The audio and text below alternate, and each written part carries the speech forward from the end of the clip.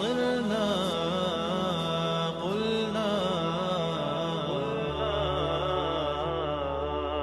لا إله إلا الله لا إله إلا الحمد لله رب العالمين والصلاة والسلام على رسوله النبي الأمين وعلى آله وأصحابه أجمعين أما بعد গত পর্বে আমরা তাওহীদের প্রথম প্রকার তাওহীদুর রুবুবিয়্যাহ নিয়ে বিস্তারিত আলোচনা করেছি। যে ব্যক্তি তাওহীদুর রুবুবিয়্যাহর স্বীকৃতি দেয় এবং এই বিশ্বাস রাখে যে আল্লাহ ছাড়া কোনো রব নেই এবং তার রুবুবিয়্যায় কোনো শরীক নেই, তার জন্য তাওহীদুল উলুহিয়ার স্বীকৃতি দেয়া এবং এক আল্লাহর ইবাদত করা জরুরি হয়ে যায়। কারণ ইবাদত কেবল তারই করা হয় যিনি সৃষ্টিকর্তা, পালনকর্তা, রিজিকদাতা এবং সব কিছুর নিয়ন্ত্রক। এই পর্বে আমরা কথা বলবো তাওহীদুল উলুহিয়া নিয়ে। চলুন প্রথমে আমরা তাওহীদুল উলুহিয়ার পরিচয় জেনে নেই। তাওহীদুল উলুহিয়ার পরিচয়। আহলে ইলমগণ তাওহীদুল উলুহিয়ার সংজ্ঞা দিতে গিয়ে বলেন, হুয়াল ইতিকাদুল জাজিম বিআন্নাল্লাহ হুয়াল ইলাহুল হক ওয়া লা ইলাহা গায়রুহু ওয়া ইফরাদুহু তাআলা বিল ইবাদাহ। দৃঢ়ভাবে এ বিশ্বাস রাখা যে আল্লাহ তাআলাই একমাত্র সত্য ইলাহ, তিনি ছাড়া আর কোনো মাবুদ নেই এবং একমাত্র আল্লাহ তাআলারই ইবাদত করা। আবার অনেকে তাওহীদুল উলুহিয়াকে সংজ্ঞায়িত করেন এভাবে, হুয়া ইফরাদুল্লাহি তাআলা বিল ইবাদাহ ওয়া ইখলাসুদ্দীন ইলাহ ওয়াল বারাআতু মিনাশ শিরকি ওয়া আহলিহি। একমাত্র আল্লাহ তাআলার ইবাদত করা এবং দিনকে কেবল আল্লাহর জন্যই খালিস করা এবং শিরক ও মুশরিকদের সাথে সম্পর্ক ছিন্ন করা। এখন প্রশ্ন হলো, ইবাদত কাকে বলে? ইবাদত হলো বান্দার এমন কথা, কাজ ও অনুভূতি যা আল্লাহ তাআলাকে সন্তুষ্ট করে, যা আল্লাহ তাআলা পছন্দ করেন। ইবাদত জবানের মাধ্যমে হতে পারে, যেমন তাওহীদের সাক্ষ্য দেয়া, দোয়া, জিকির, ইস্তেগফার ইত্যাদি। আবার অঙ্গ প্রত্যঙ্গের মাধ্যমেও হতে পারে, যেমন রুকু, সিজদা, সাওম, হজ, জাবেহ ইত্যাদি। আবার অন্তরের মাধ্যমেও হতে পারে, যেমন তাকওয়া, তাওয়াক্কুল, তাওবা, মান্নত, আল্লাহ তার রাসূলকে ভালোবাসা ইত্যাদি। সম্পদের মাধ্যমেও হতে পারে, যেমন যাকাত, সাদাকা ইত্যাদি। তাওহীদুল উলুহিয়ার মর্ম হলো, যত ধরনের ইবাদত হতে পারে সব ইবাদত একমাত্র আল্লাহ তাআলার জন্যই হতে হবে। এতে আল্লাহর সঙ্গে কাউকে শরীক করা যাবে না। যদি কেউ মূর্তির সামনে মাথা নত করে, মাজারে সিজদা করে, কোনো অলি বুজুর্গের নামে পশু জবাই করে, মাজারের নামে মান্নত করে, আল্লাহ ছাড়া অন্য কারো কাছে সাহায্য চায়, আল্লাহর দেয়া বিধান বর্জন করে অন্য কারো বিধানের আনুগত্য করে, তবে সে তাওহীদের সীমানা থেকে বের হয়ে শিরকে লিপ্ত হয়। এভাবে ইসলামী শরিয়া যত কথা, কাজ ও অন্তরের আমলকে ইবাদতের অন্তর্ভুক্ত করেছে, সেগুলোকে যদি আল্লাহ ছাড়া অন্য কারোর জন্য নিবেদন করা হয় তবে তা শিরকের পর্যায়ে পড়বে। তাওহীদুল উলুহিয়ার প্রকার। তাওহীদুল উলুহিয়াকে আবার তিন ভাগে ভাগ করা হয়েছে। এক, আল হুকমু লিল্লাহি বিলা শারীকিন, বিধান চলবে কেবল আল্লাহ তাআলার, এতে কেউ শরীক নেই। অর্থাৎ আল্লাহর নাজিলকৃত শরিয়াকে জীবন বিধান হিসেবে গ্রহণ করা এবং গায়রুল্লাহর যত সংবিধান ও আইন কানুন আছে সেগুলোকে প্রত্যাখ্যান করা। কোনটা হালাল, কোনটা হারাম, কোনটা বৈধ, কোনটা অবৈধ, এই ফয়সালা দেওয়ার ক্ষমতা একমাত্র আল্লাহ রাব্বুল আলামিনের। এই ব্যাপারে সৃষ্টি জগতের কারো আনুগত্য করা শিরক। আল্লাহ তাআলা বলেন, আফা গায়রাল্লাহি আবতাগি হাকামান ওয়া হুয়াল্লাযী আনজালা ইলাইকুমুল কিতাবা মুফাসসালা। হে নবী, আপনি বলুন, তবে কি আমি আল্লাহ ব্যতীত অন্য কাউকে ফয়সালাকারী মানব, যদিও তিনিই তোমাদের প্রতি সুস্পষ্ট কিতাব অবতীর্ণ করেছেন। অন্য আয়াতে আল্লাহ তাআলা বলেন, আম লাহুম শুরাকাউ শারাউ লাহুম মিনাদ-দীন মা লাম ইয়াযাম বিহিল্লাহ। নাকি তাদের কতিপয় শরীক দেবতা আছে যারা তাদের জন্য দিনের বিধিবিধান প্রণয়ন করে, যার অনুমতি আল্লাহ তাআলা দেননি। তাওহীদুল উলুহিয়ার এই প্রকারটির অপর নাম তাওহীদুল হাকিমিয়া। বর্তমানে তাওহীদুল হাকিমিয়ার ব্যাপারেই মুসলিম উম্মাহকে সবচেয়ে বেশি গাফিল দেখা যাচ্ছে। আমরা আলাদা একটি পর্বে এই বিষয়ে বিস্তারিত আলোচনা করব ইনশাআল্লাহ। 2, আন-নুসকু লিল্লাহি বিলা শারীকিন, ইবাদত বন্দেগী কেবল আল্লাহ তাআলার জন্য, এতে কেউ শরীক নেই। সুতরাং বান্দা তার সকল ইবাদত কেবল আল্লাহর জন্যই নিবেদিত করবে, চাইতে অন্তরের ইবাদত হোক, যেমন তাওয়াক্কুল, ভয়, আশা, তাকওয়া, ইখলাস ইত্যাদি। তাওয়াক্কুলের ব্যাপারে আল্লাহ তাআলা বলেন, ওয়া আলাল্লাহি ফালইয়াতাওয়াক্কালিল মুমিনুন, আর আল্লাহর উপরই যেন মুমিনরা তাওয়াক্কুল করে। তাকওয়ার ব্যাপারে আল্লাহ তাআলা বলেন, ওয়ালাকাদ ওয়াসাইনাল্লাযীনা উতুল কিতাবা মিন ক্বাবলিকুম ওয়া ইয়্যাকুম আনিত্তাকুল্লাহ। তোমাদের পূর্বে যাদের কিতাব দেওয়া হয়েছে তাদেরকে এবং তোমাদেরকেও নির্দেশ দিয়েছি যে তোমরা তাকওয়া অবলম্বন করো। অথবা জবানের ইবাদত হোক, যেমন দোয়া, জিকির, ইস্তিগফার, সাহায্য প্রার্থনা ইত্যাদি। দোয়ার ব্যাপারে আল্লাহ তাআলা পবিত্র কালামে মাজিদ ইরশাদ করেন, ওয়ালা তাদউ মিন দুনিল্লাহি মা লা ইয়ানফাউকা ওয়ালা ইয়াদুররুক ফাইন ফাআলতা ফাইন্নাকা ইযাম মিনাজ যালিমিন। আর আল্লাহ ব্যতীত কারো কাছে দোয়া করবে না যা তোমার উপকারও করে না অপকারও করে না, কারণ এরূপ করলে তখন তুমি অবশ্যই জালিমদের অন্তর্ভুক্ত হবে।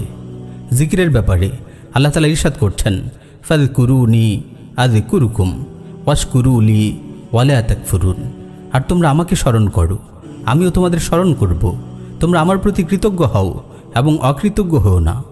অথবা তা কর্মগত ইবাদত হোক, যেমন সালাত, রুকু, সিজদা, সাওম, হজ, তাওয়াফ, জাবেহ, জাকাত, সাদাকা ইত্যাদি। রুকু সিজদার ব্যাপারে আল্লাহ তাআলা পবিত্র কালামে মাজিদ ইরশাদ করেন, ইয়া আইয়ুহাল্লাযীনা আমানুর কাউ ওয়াসজুদু ওয়া'বুদু রাব্বাকুম ওয়াফআলুল খায়রা লাআল্লাকুম তুফলিহুন।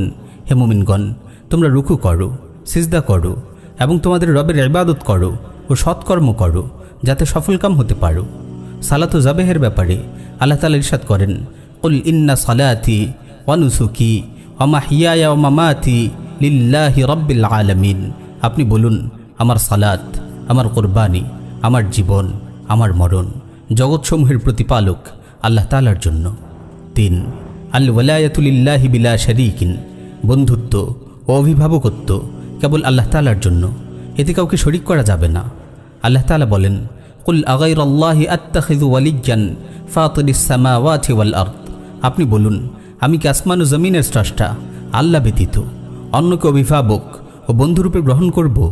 অন্য আয়াতে আল্লাহ তাআলা আরও বলেন, আল্লাহু ওয়ালিয়্যুল্লাযীনা আমানু ইউখরিজুহুম মিনাজ-যুলুমাতি ইলান-নূর।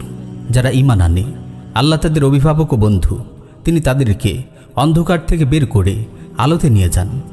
এই আয়াতসমূহ থেকে বোঝা গেল, মুমিন কেবল আল্লাহ তাআলা কি বন্ধু ও অভিভাবক রূপে গ্রহণ করবে এবং কেবল আল্লাহর খাতিরেই কারো সঙ্গে বন্ধুত্ব রাখবে।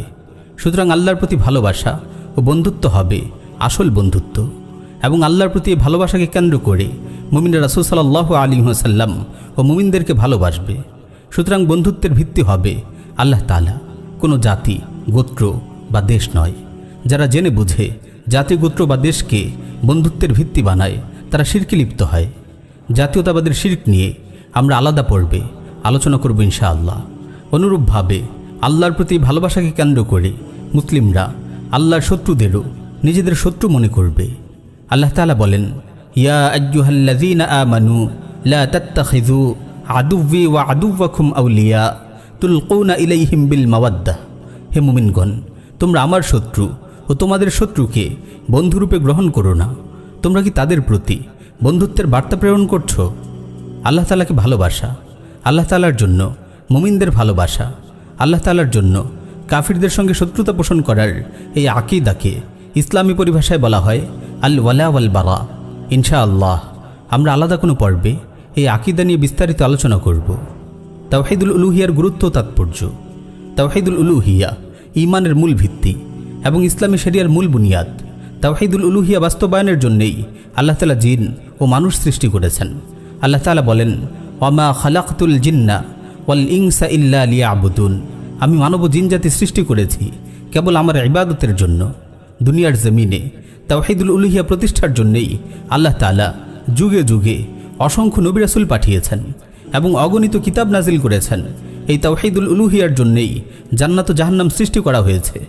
আল্লাহ তাআলা বলেন, ওয়ামা আরসালনা মিন ক্বাবলিকা মির রাসূলিন ইল্লা নূহি ইলাইহি আন্নাহু লা ইলাহা ইল্লা আনা ফা'বুদুন। আমি তোমার পূর্বে যত রাসূল প্রেরণ করেছি সবার প্রতি এই ওহী নাজিল করেছি যে আমি ছাড়া অন্য কোনো ইলাহ নেই, সুতরাং আমারই ইবাদত করো। তাওহীদুর রুবুবিয়্যার স্বীকৃতির মাধ্যমে বান্দা ঈমানের সীমানায় প্রবেশ করতে পারে না, কিন্তু তাওহীদুল উলুহিয়ার মাধ্যমে ঈমানের গণ্ডিতে প্রবেশ করতে পারে। কারণ তাওহীদুল উলুহিয়া তাওহীদুর রুবুবিয়্যাকেও শামিল করে।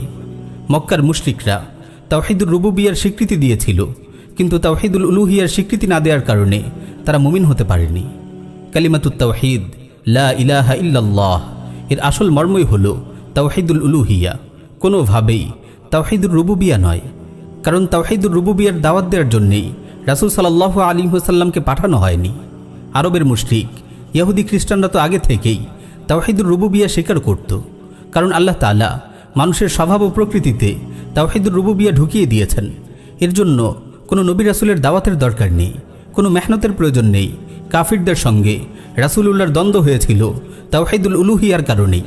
ইসলামের শুরু থেকে আজ পর্যন্ত কাফিরদের সঙ্গে মুমিনদের যে লড়াই চলছে তা তাওহীদুল উলুহিয়াকে কেন্দ্র করেই। এই তাওহীদুল উলুহিয়া প্রতিষ্ঠার জন্যেই রাসূল সাল্লাল্লাহু আলাইহি ওয়াসাল্লাম সাহাবাদের নিয়ে জিহাদের ময়দানে ঝাঁপিয়ে পড়েছিলেন। সাহিহ বুখারী ও সাহিহ মুসলিম এসেছে, রাসূল সাল্লাল্লাহু আলাইহি ওয়াসাল্লাম ইরশাদ করেন, উমিরতু আন উকাতিলান নাস হাত্তা ইয়াকুলু লা ইলাহা ইল্লাল্লাহ ফামান ক্বালা লা ইলাহা ইল্লাল্লাহ ফাকাদ আসামা মিন্নি মালাহু ওয়া নাফসাহু ইল্লা বিহাক্কিহি ওয়া হিসাবুহু আলাল্লাহ। আমাকে আদেশ করা হয়েছে লোকদের সঙ্গে যুদ্ধ করতে যতক্ষণ না তারা লা ইলাহা ইল্লাল্লাহ স্বীকার করে নেয়। সুতরাং যে লা ইলাহা ইল্লাল্লাহ স্বীকার করে নিল সে তার নিজের জান ও মালকে হেফাজত করে নিল।